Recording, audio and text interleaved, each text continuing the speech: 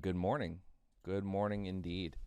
Liking here. And we're going to go ahead and kick it off with some of the most ridiculous shit. So I wake up this morning and I'm trying to find a copy of the tweet because uh, it seems that Ian Miles Chung, also known as Still Gray, apparently non American who is obsessed with American politics, in particular our conservative side, he is always a purveyor of just impeccable, factually accurate information. And so I wake up this morning to one of his tweet notifications and something about Kamala Harris and Vice President and Harris. Nope, nothing. So it looks, oh, I'm sorry, Siri was the title of the tweet. Let's see. Okay, cool. No, he didn't delete it. All right. So if you go to his Twitter, he says, ask Siri how old the president is. And then if you go into the videos, you hear a bunch of people like this. You hear a bunch of this shit. Let's see if this one's it. Siri, how old is the president? Kamala Harris was born 56 years ago on Tuesday, Oh, October. let's turn that up. I think that might be a little low for you. Give me 1 second. Hey Siri, how old is the president? Kamala Harris was born 56 years ago on Tuesday, October 20th, 1964. Hey Siri, how old is the president? Kamala Harris was born 56 years ago on Tuesday, October 20th, 1964. There we go. Okay. So a bunch of people posting videos like that with that getting posted.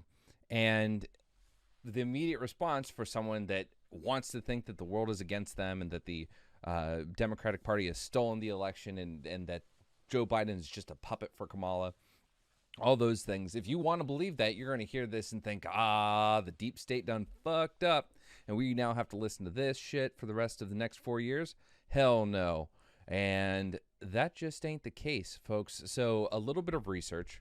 And I see that this Wolfram Alpha, I believe it is, you see Wolfram Alpha on a lot of these screenshots of the Kamala Harris answer. And I'd never heard of Wolfram Alpha before. So I Google it and it comes up and it's computational intelligence. And I'm like, oh, okay.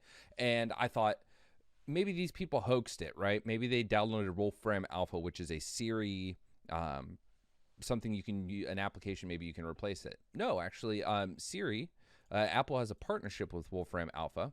And so if you go to if you Google Wolfram Alpha, their Twitter pops up, and right there is the following. The brief issue affecting data on Wolfram Alpha about the U.S. presidential election has now been corrected. A bug in a new update process for handling uncertain/projected results caused garbled data to go live. We thank everyone for so promptly pointing out the problem.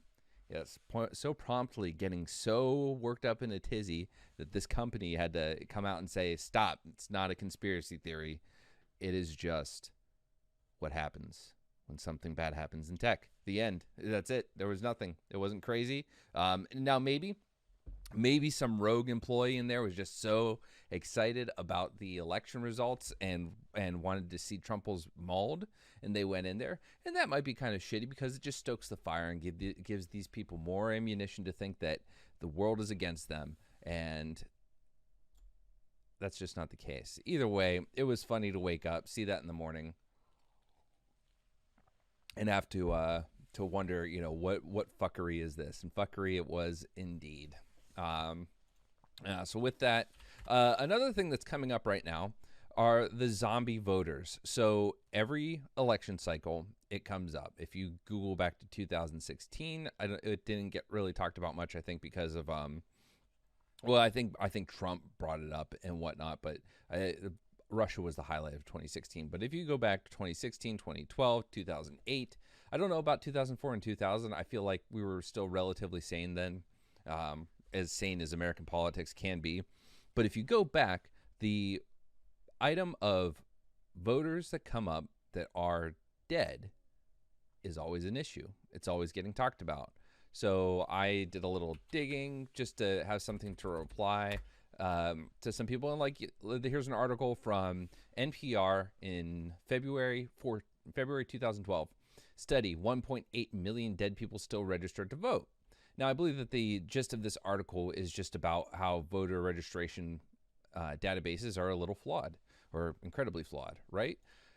Here's the biggest thing to keep in mind. It doesn't matter who receives a ballot. It doesn't matter who is registered to vote when it comes to dead people. Period. End of story. And actually, if you want to go a little more, it doesn't matter if a bunch of illegal people. Well, I guess if they registered to vote, that would be a problem in the system, right? But if a bunch of illegal aliens got their hands on a stack of ballots, right? They're not registered voters, but they get a stack of ballots. As long as there are systems in place, which there are, to prevent those people from submitting fraudulent votes and them be counted, we are fine. Fraudulent votes do not get counted. The Republican-led study with regard to voter fraud in 2016 found that there were 6 instances in the last 40 years of election results. So it doesn't matter if dead people are registered to vote. It doesn't matter if a fraudulent ballot makes its way to the ballot counters, as long as it is discounted. But you have to have a little bit of selective hearing in this issue, because there are measures in place, and the Republicans, who are the constant accusers of bad shit happening, it's the Republicans who continuously stand out as the ones decrying the election process, and yet it was their study that found the election process in America is pretty damn solid. So anyway, I'll link it in the chat for you guys. You can Google that article. It's an old one, but just when people bring this up, just kind of hand wave it, say, here's this article, look at it. This is something you guys bring up every time. It doesn't matter as long as votes that are valid get counted, and the ones that aren't valid don't get counted.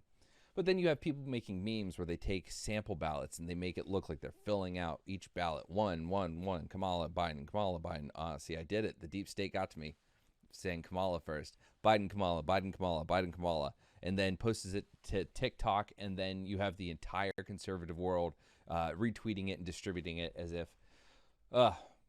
it's a mess. What a mess. All right.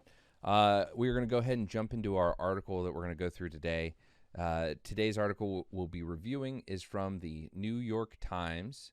And this is called "As Trump Refuses to Concede, GOP Remains Divided." The article I will go ahead and put up on camera. And yeah, so this article seems like it's going to discuss, White House advisors have warned President Trump of his narrow chances in any legal fight. The Biden team turned its focus to the transition, and world leaders offered their congratulations to the president-elect. All right, let's pull this in. So yeah, it's one thing I've noticed is that, I saw an article the other day, and it was about the letters that the presidents write to the new president. Bill Clinton, George W. Sr., or George H.W., George W. to Barack, things like that. Barack to Donald Trump. I don't remember actually seeing Barack's message to Donald Trump. I think the article was, when the article was written, it was President-elect Obama, I think. Anyway, it was very, very touching, first of all, to kind of just see the little note. It's small. It's something that I don't know how long the tradition has gone back, but it's something that seems pretty meaningful. And it's unfortunate that my first thought is, how is Donald Trump going to fuck this up? Like, what's Donald Trump going to say? And if Donald Trump manages to write a little note that's very touching and meaningful in words, my second thought is, how serious can you take that when it comes from him? There's a lot of smudging in that office that needs to be, you need some soda water and got to clean it up. So let's get this window captured, shall we? Boom. Oh, it knew exactly what to do. You got it right away. Let's go ahead and pop that up. So for those that are listening in audio, what's happening right now is I am being an unprepared boomer, and I am fixing the media.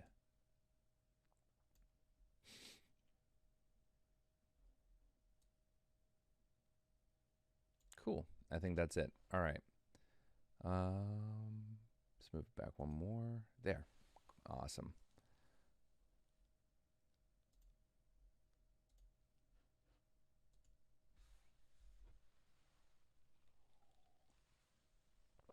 All right, let's get down to business. As Trump refuses to concede, GOP remains divided. As the Trump campaign continued to pursue long-shot legal challenges and top Republicans remained split on whether to congratulate President-elect Joseph R. Biden Jr. on his projected victory, Democrats took steps on Sunday towards planning for a Biden administration. Mr. Biden unveiled his official transition website as he prepared to unleash a series of executive actions on his first day in the Oval Office aimed at unwinding Mr. Trump's domestic agenda and signaling a wholesale shift in the United States' place in the world. This is really good to hear. Something that I've been thinking about for the last 4 or 5 months is Detrumpification. I know it's a little dramatic to make allusions to past fallen regimes and how we've had to remove them from the ecosystem, but at the end of the day, for those who don't see Trump as any kind of good for the office and for the country, you got to wonder, how do we undo what he's done? Because he has taken down a lot of our institutions. He has flipped things on their head in a lot of ways that it's going to be hard to recover from. And I don't think that Trump is going away from the party. I think that too many people hitch themselves to that wagon, and we've got to deal with that. We have to find a way to deal with it that isn't us versus them, but is rather some way to get people on our side. So it sounds like Biden is mindful of that. So let's continue. On the website, buildbackbetter.com, Mr. Biden and Vice President-elect Kamala Harris pledged to be ready on day one to tackle 4 main priorities for the new Democratic administration after 4 years under Mr. Trump: COVID-19, economic recovery, racial equity, and climate change. Quote, a Biden-Harris administration propelled by the foundation laid by the transition will lead a just and equitable recovery that rebuilds a strong, inclusive middle class and builds an economy for the future, end quote, they said on the website. In the first hours after he takes the oath of office on January 20th, Mr. Biden has said he will send a letter to the United Nations indicating that the country will rejoin the global effort to combat climate change, reversing Mr. Trump's decision to withdraw from the Paris Climate Accord with more than 174 countries. He has also vowed that on day one, he will move rapidly to confront the coronavirus pandemic by appointing a, quote, national supply chain commander, end quote, and establish a, quote, pandemic testing board, end quote, similar to Franklin D. Roosevelt's wartime production panel. I'm going to stop saying quotes, and I'm just going to try to put some emphasis so you know that it's someone else's words. He has said he will restore the rights of government workers to unionize. He has promised to order a new fight against homelessness and resettle more refugees who are fleeing war. He has pledged to abandon Mr. Trump's travel ban on mostly Muslim countries and to begin calling foreign leaders in an attempt to restore trust among the United States' closest allies. This is really good. It's really nice to hear, because one of the biggest pieces of damage that Trump did was with regards to our standing with other nations and our foreign policy. On the campaign trail, Mr. Biden repeatedly said that he was campaigning as a Democrat but would govern as an American. But he and members of his party are eager to systematically erase what they view as destructive policies that the president pursued on the environment, immigration, healthcare, gay rights, trade, tax cuts, civil rights, abortion, race relations, military spending, and more. Some of that will require cooperation with Congress, which may remain divided next year. But Mr. Biden may be able to achieve some of his goals with nothing more than the stroke of a pen. He has signaled that his top priority will be demonstrating a much more muscular federal approach to the pandemic than Mr. Trump's leave it to the states strategy. Aides said that he would use the power of his office to invoke the Defense Production Act, the Korean War-era law that allows the president to order businesses to manufacture products necessary for national defense, to build up supplies more aggressively than Mr. Trump had. He has also said that he will require masks on all federal property and on all, quote, interstate transportation. So this is really good. One of the big things when people say, "Well, Donald Trump, he did ban China right away," sure, but then he did nothing for a month. On top of that, he politicized a lot of the actions that could have been implemented across the board to make the nation a safer place, to quell the pandemic very, very early on, to set the groundwork for then doing little spot checks to keep, little outbreaks under control while not locking down the entire country so severely. And yet, look where we are, hitting record numbers, 100,000 the other day, 110,000, I think it was. It's a lot. And so, actually, I want to verify that. Corona record U.S. daily. Daily record of yesterday. I mean, it's continuing to go up. So let's see what that record is. Okay. Saturday was the fourth straight day. New COVID-19 cases surpassed 100,000 in the country. I'm not seeing a number for the daily record though. Either way, it's over 100,000. I remember a time back in the summer where we were hitting 1,000 a day, and still thinking that was incredible. But here we are. Someone in chat, I haven't verified, but saying it was like something like 123K yesterday, so even worse. So either way, it doesn't matter if it was 123 or just 100K on the dot. That's still way too many. So what Biden is doing here is he's doing what the federal government should have done, which is not politicize this and just get out there and say, hey, these are the changes that need to happen across the board. There's some things you can leave to the states, but at times like this is where the federal government steps in and says, we have things to do, let's do them. And show some leadership, show some decisiveness, instead of looking for every reason to make every moment a politicized action. Let's continue. The president-elect has also repeatedly derided Mr. Trump's lack of ethical standards, accusing him of waging an extensive assault on Washington's norms and traditions. Mr. Biden's response to that will probably take the form of an ethics pledge to impose tough new requirements on the people who serve in his government. Mr. Biden has also made it clear that he will immediately begin using the levers of executive authority to reestablish former President Barack Obama's agenda of environmental regulations that Mr. Trump systematically shredded during his tenure. This is an incredibly short article. There was a thing here about as Trump refuses to concede, GOP remains divided. Okay, we got day one in the White House. Okay, there we go. It's a continuation of our article. It's reading the online articles is always weird because it looks like it was the end of that article and the start of a new one with the header and all that. All right. Republicans are split over whether to call the election over. Before we read this, I have seen some things being spread around about the sources saying the First Lady and others in the cabinet or within Trump's inner circle urging Trump to concede. And it would be very interesting if he had conceded, and yet here people are in the Republican Party still like, nope, we're going to keep fighting this fight. So let's check it out. As top Republicans remained divided Sunday over congratulating President-elect Joseph R. Biden Jr. and declaring the election over, President Trump's closest advisors continued to brief him on possible legal remedies, according to a White House official.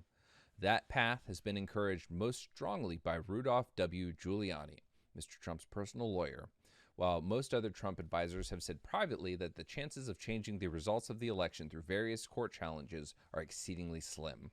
Mr. Trump's campaign announced on Sunday that Representative Doug Collins of Georgia will lead its recount team in the state, where the effort will begin as soon as the canvassing of ballots has concluded. Some within the Republican Party have made it clear that it was time for the president to concede. On Sunday, former President George W. Bush became the highest-profile Republican to publicly declare the election over in defiance of Mr. Trump's refusal to accept the results. From a quote from George Bush, "I extend my warm congratulations to Mr. Biden and thanked him for the patriotic message he delivered last night," Mr. Bush said in a statement released after he spoke with Mr. Biden by telephone. I also called Kamala Harris called Kamala Harris to congratulate her on her historic election to the vice presidency. Though we have political differences, I know Joe Biden to be a good man who has won his opportunity to lead and unify our country. Although Mr. Bush said Mr. Trump had the right to request recounts and pursue legal challenges, I assume that no one in their right mind would think that Bush thinks otherwise, right? The right to request recounts and pursue legal challenges, his statement made clear that he did not think those efforts would succeed. Mr. Bush's position could encourage other Republicans to speak out and increase pressure on Mr. Trump to stop fighting the results with unsubstantiated claims. The American people can have confidence that this election was fundamentally fair, Mr. Bush said. Its integrity will be upheld, and its outcome is clear. That was my Bush accent. Mr. Trump has falsely asserted that the election was stolen without any evidence. No shit. Leaving his party in the awkward position of following a president refusing to accept the reality that the other Republicans have, even if they don't say it out loud. Republican leaders, like Senator Mitch McConnell of Kentucky, have refused to publicly acknowledge Mr. Biden's victory without necessarily embracing Mr. Trump's wild claims. Many of them have either remained silent or have straddled the line with statements calling for all legal votes to be counted, suggesting that the president should be permitted to file any lawsuits or call for any recounts under the law, under the law. Only a few well-known Republicans, like Senator Mitt Romney of Utah and Lisa Murkowski of Alaska, have congratulated Mr. Biden. Governor Kristi Noem of South Dakota lashed out at Democrats and the news media on the ABC program this week, insisting that computer glitches and reports of dead people voting in Pennsylvania were examples of widespread fraud. Something I heard brought up the other day. If you die after casting your vote, should the vote count? I think yes. I personally believe yes. Like you were an American, registered to vote up until that moment of death. You voted before you died. That vote still counts. I think it does. I actually think that's pretty cut and dry. Yes, if it was legal for you to vote and you were registered and you cast it, you don't get to throw that out.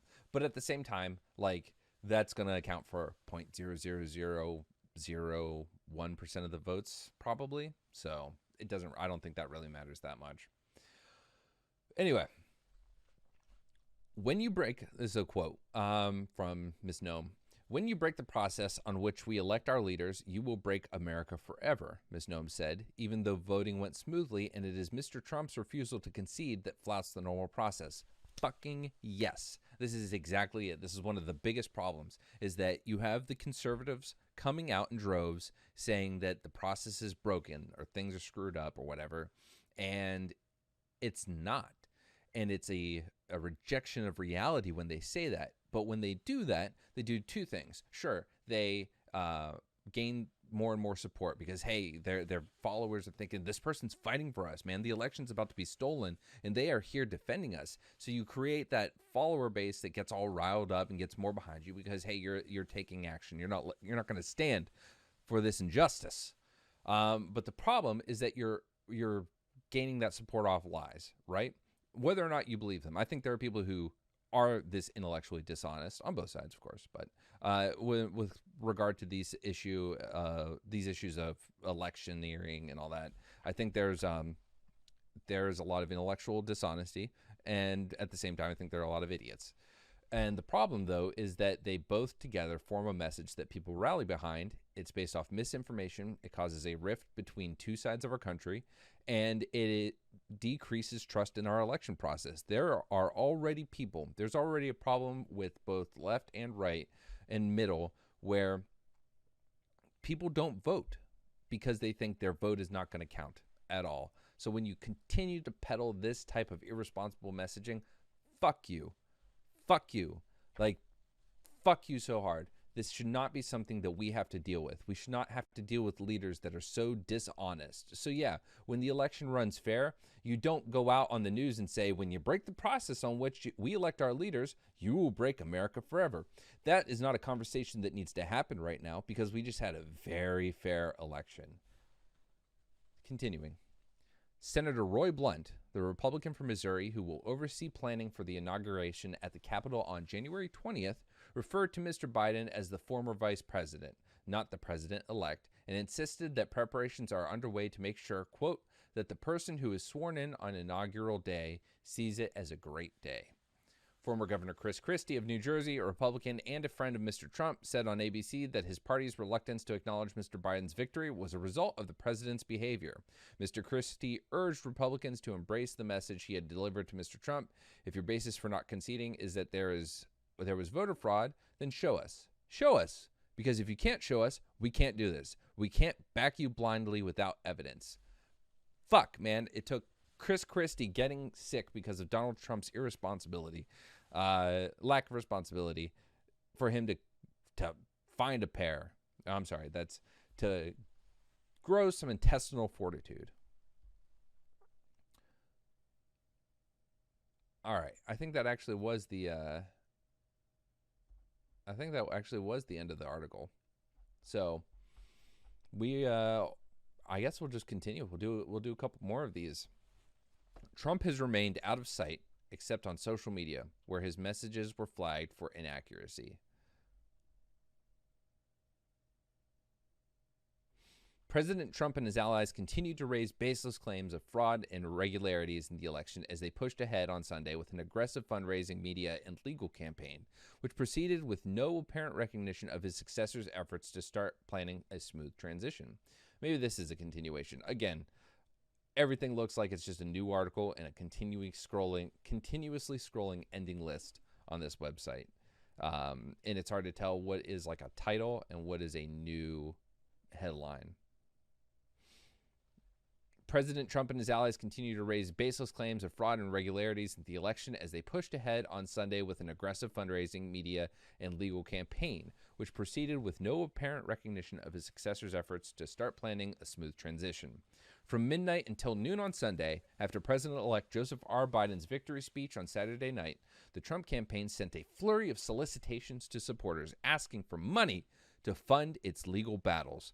The emails went out at the rate of almost one every hour, reflecting the growing desperation among the president and his close aides, associates, as they refused to concede defeat.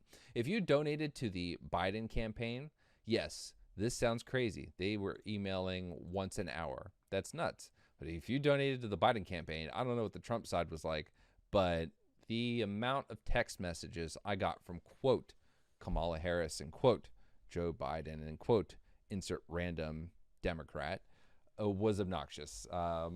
Obsessive X levels of stage 5 clingery from them. So I'm not necessarily too shocked about this. When politicians are desperate and you're on their donor list, apparently you get talked to a lot. The emails contain the same bellicose language and unsubstantiated charges that the president has used and called on Trump supporters to come to his defense. We need you to step up, one email demanded. The occasional digital message remained the only way the president has communication with the public since news organizations called the race for Mr. Biden on Saturday morning.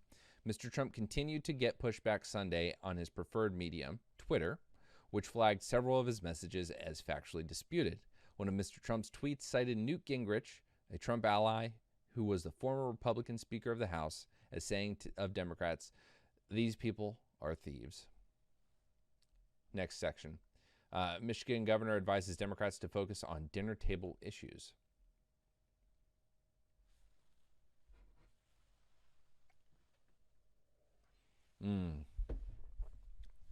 Actually, we're gonna figure out what the deal is with these articles. So if we scroll up, yeah, this makes it look like this is a continuous article. Okay, Michigan governor advises Democrats to focus on dinner table issues. Joseph R. Biden's Jr.'s victory. You know, real quick, the Jr. is really tripping me up because I've never read the Jr. I don't think I've ever seen it published like that. So every one of these, they put the Jr. after. Totally shocking me.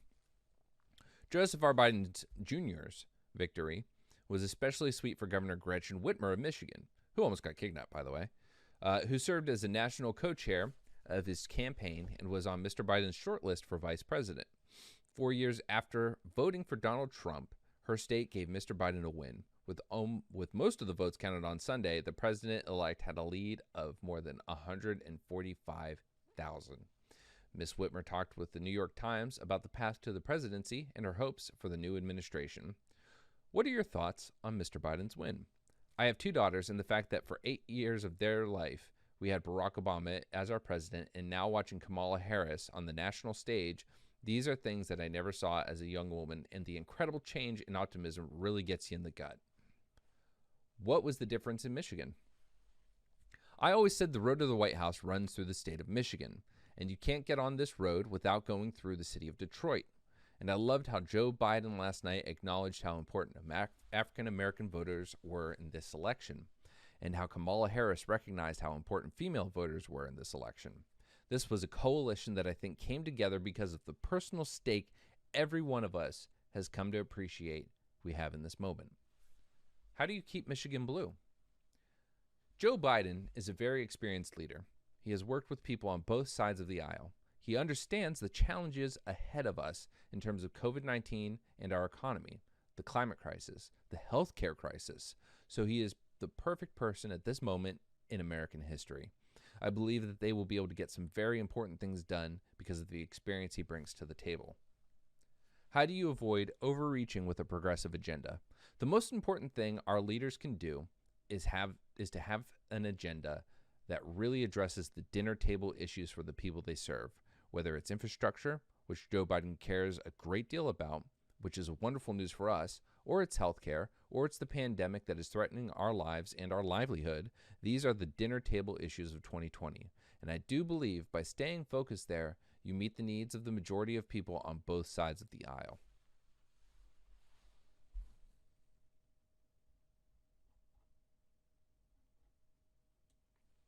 Okay.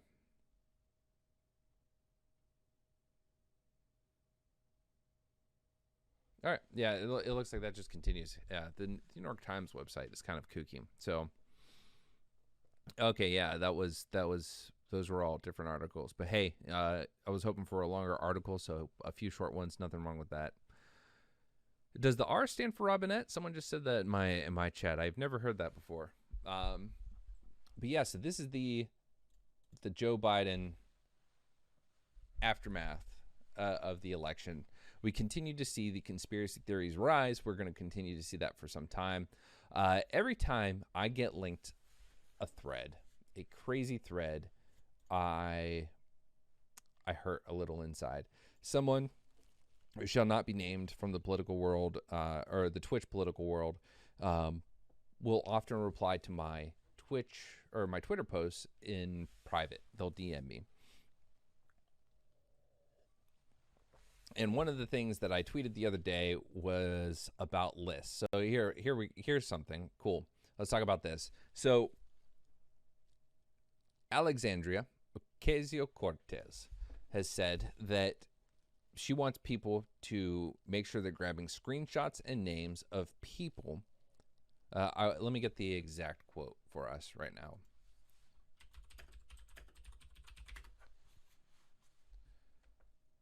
Okay, of course it's going to be a conservative thing that has the tweet front and center when you Google AOC list.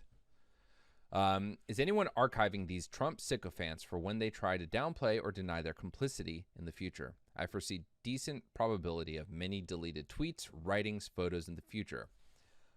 All she is saying, let's not even give deference to the Republican interpretation of this or the conspiracy theory interpretation of this. All she is saying is that people are going to backtrack and lie. Do you remember when we used to call out Hillary for her inconsistencies? Let's go ahead and do that. Let's Hillary lies compilation.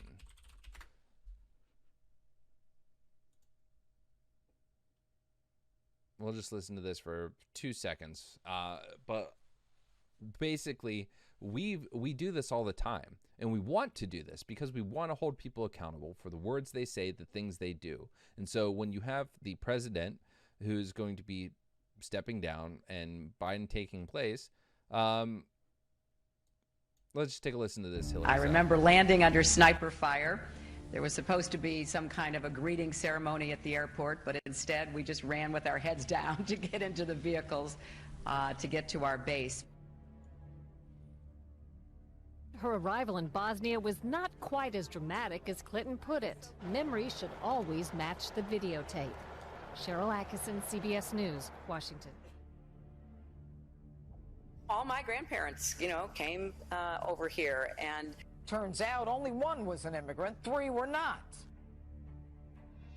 Now, I realize that that one was a little harsh. I don't think we need to get super uppity about that one. Very proud to state that I'm a full supporter of marriage equality. This one, however. I believe that marriage is not just a bond, but a sacred bond between a man and a woman. So there are a bunch of those. There's actually like a 10-minute thing of just her going back and forth on issues. And this isn't to harp on Hillary all over again. The point is that Republicans were A-OK with doing that. But when AOC does it, they're not AOCK. The idea is that that's trying to be implied is that AOC is calling for lists in a much more nefarious way. But then you have someone like Nick Fuentes, who people like Lauren Chen and that woman who does Twitchy. I can't remember her name. A Twitchy founder. I know her name. Michelle Malkin. Michelle Malkin is associated with Nick Fuentes quite a bit. I say quite a bit in the sense that it's incredibly surprising because Nick Fuentes is, by all accounts, one of the closest people to a Nazi I've ever known. But if you look at Nick Fuentes on election day after, I think it was, this is not two tweets. This is not a loser party anymore. If we want to win, we have to fight and seize victory. We have to follow Trump all the way and not give an inch. And the tweet before that was, never forget this tweet. Never forget who didn't stand with Trump. Never forget. And it's Ben Shapiro saying, no, Trump has not already won the election, and it is deeply irresponsible for him to say this. All that was Ben Shapiro giving a very rare bit of moderated thought when it comes to any political issue. And Nick saying, never forget who didn't stand with Trump, never forget. And there's, I think, another tweet where he talks about taking names down. Either way, that's the kind of person and the kind of rhetoric and the kind of phrasing where, yes, that's the dangerous list. That's the list that Nick Fuentes probably has an actual list of people that he wants to have things done to should the country ever really go full fash, as they say. But regardless, you have people like that, and then you have something like AOC's tweet. All she's saying, calm down, all she's saying is that people are going to lie and backtrack and pretend that they didn't support bits and pieces, if not Trump as a whole. So, yeah, I think we should hold people accountable for what they say and what they do. You don't get to use the benefits of the person in power that you want, and then when that power changes, pretend you didn't in order to save face. No, if you supported one of those horrible policies, you need to be held accountable for it. The idea that anyone should be able, as a leader, I don't think she's talking about the average citizens. I think she's talking about leaders and media people. Those are the people that do need to be held accountable. So if you were a conservative in 2016 and A-OK, or even not a conservative, if you were okay with calling out Hillary on all her backtracking and flip-flopping and lies, you've got to be okay with it on the other side too. And that is all AOC is asking for. She's basically asking for everyone to make those Hillary compilations.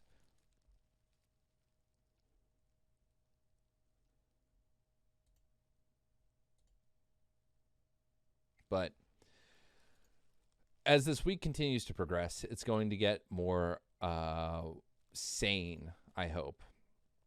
I very much hope that we do not have to deal with as many of the crazy conspiracies as we did last week. I hope they died down. The Stop the Steal thing didn't seem to gain too much traction. I haven't seen a lot of information on it on any kind of mainstream news outlet, so the New York Times, things like that. I'm not really seeing it.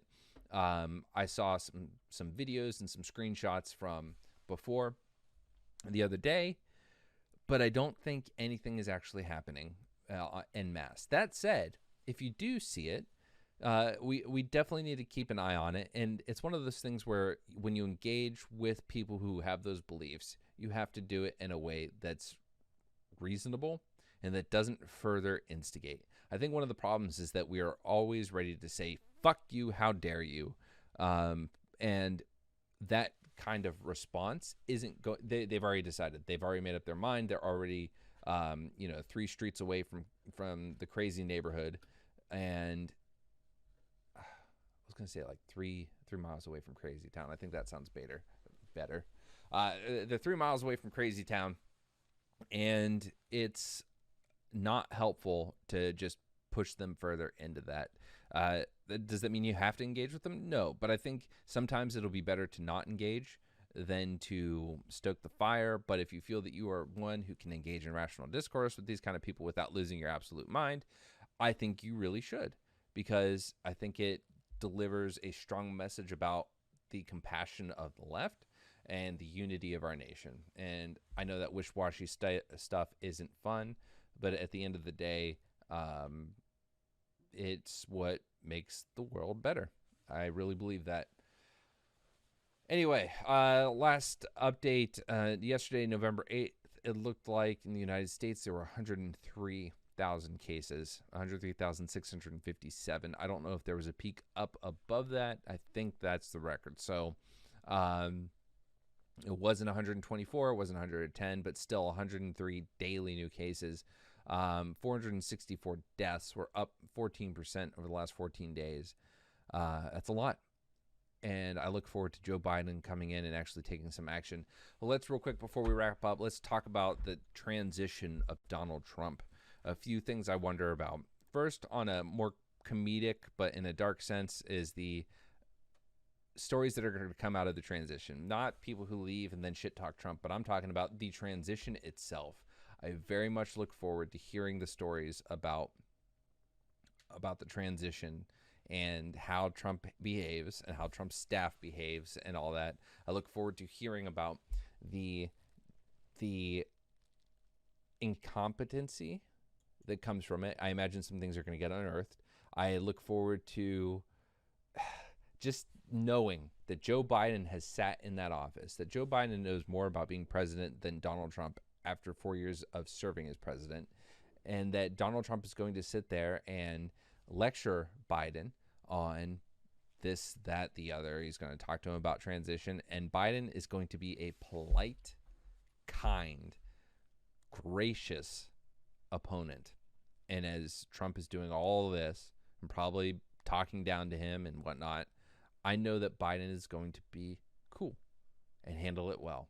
And I think that the stories that come out of that are all going to be just more, God, we really let that man into the office kind of thing. So I look forward to the transition. We have a few months to go. The election, someone brought up, I think it was 37 days. Al Gore was president-elect before that got switched. So while it's exciting that Joe Biden has won, I don't think we're down to like 500 votes in Florida levels of, oh no, what the fuck? But I